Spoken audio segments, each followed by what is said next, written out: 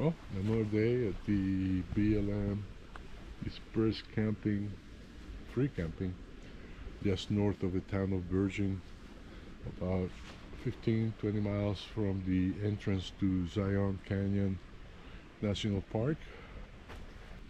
The good thing is that there's no wind today. It's kind of funny, every afternoon as the sun goes down, you have this gusting wind, so 13, 20, 25, 30 miles per hour all of a sudden that lasts about an hour, 45 minutes, 30 minutes, and holy hell breaks loose, and then boom, it stops. At any rate, I'm getting ready to go again to Zion. I'm gonna go do the scenic route drive on Highway 9, just like going up to Angel's Landing. After the drive, I probably do the hike to Angel's Landing, but today, meanwhile, I wait for the solars to recharge, the solar the battery to recharge. I did a whole lot of little fix-ups. That's what I do every day. Rearrange things, make it more efficient, maximize the space that I have. I fixed the shelf over here. It was a little wobbly, and it's still wobbly, but not as much. These parks are overrated. Well, grossly, I mean, they're great, they're beautiful, gorgeous, all that, but I'm talking about the attendance. There's like massive attendance to these places, and there are places that are just as beautiful, so they have nobody in them, probably because everybody's going to these parks. Like down when I was at Moab, the entire area around Moab is like amazing, but people want to go to Arches. But going to Canyonlands, there's not even a freaking line to get in. Here, the big attraction is Angel's Landing, which is supposedly the hardest trail in all of North America.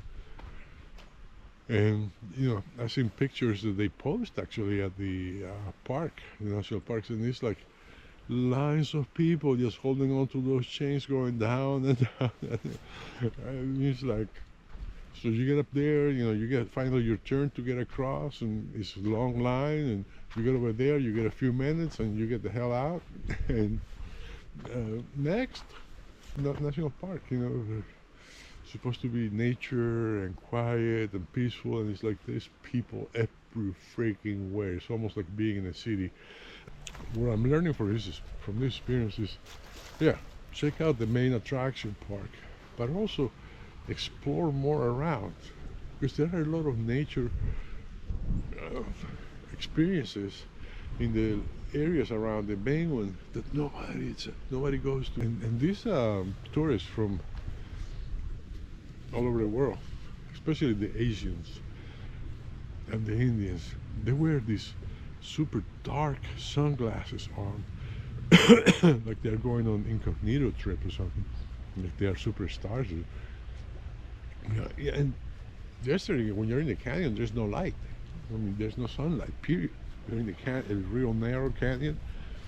The sun, you probably be light when it's right over you for about 30 minutes, and then it goes on the other side and the cliff. So I don't know how they get to enjoy the beauty of nature and all that with those super dark sunglasses.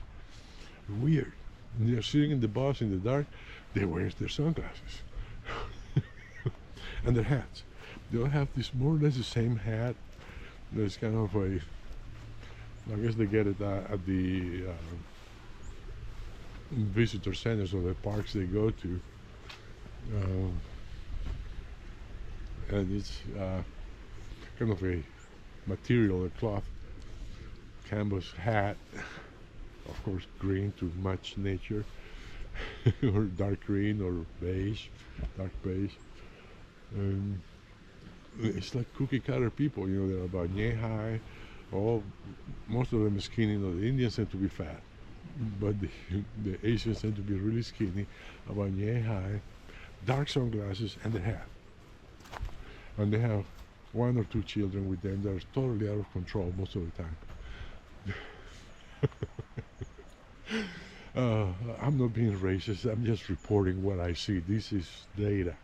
This is what I have seen, and the commonalities is very. The experience is very interesting. I'm, I'm going to see what I find at the Grand Canyon, which is like the big attraction of one of the biggest attractions in the U.S. Hell, I mean, there were only 2 campsites available starting tomorrow through the 5 days that I'm going to stay there, out of a huge campground that it was all full. Even with dawn temperatures in the teens. So I'm wondering, what am I going to find there? It's going to be massive amounts of people even with this cold.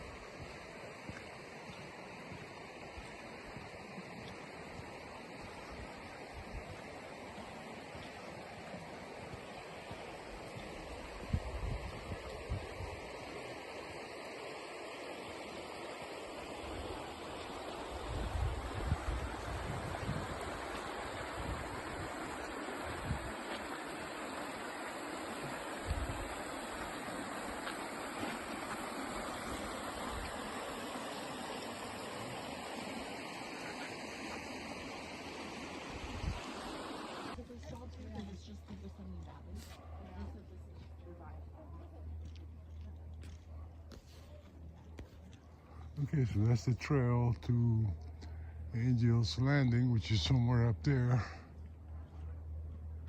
But I don't see anybody up there. That's zigzags. All right, where were we? How far were we from the top? Oh, dang. And yep, this is the trail. Up and up and up and up and up until you get up there where those people are. Even more. Because supposedly it's up there. Or somewhere up here. Okay. And this is the trail I've been coming up to. Or through.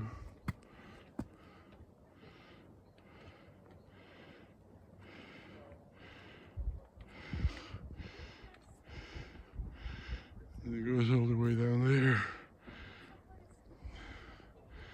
All the way to the stop number 6.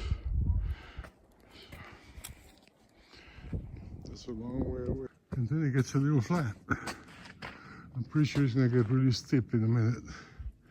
But there's a little river crevice here. And that's absolutely beautiful. Still going up and up and up and up. This is on the other side of the canyon, between the start and where Angel's Landing is. I don't think I'm gonna get there, but pretty close. This is a good workout. Almost there. I don't know where the hell it is, but I hear voices in the distance. I don't know if that's from people on the trail here or people at proper Angel's Landing. So, but regardless, the view, it's fucking amazing from here, and the drop even more. Double fucking amazing. Look at the moon.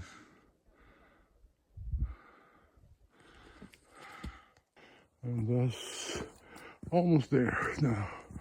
That's the drop off to, there's the Virgin River and the road to the Temple of Shinawaba.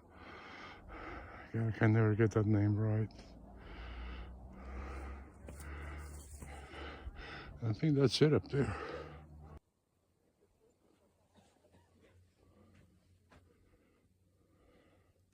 And And that's the trail.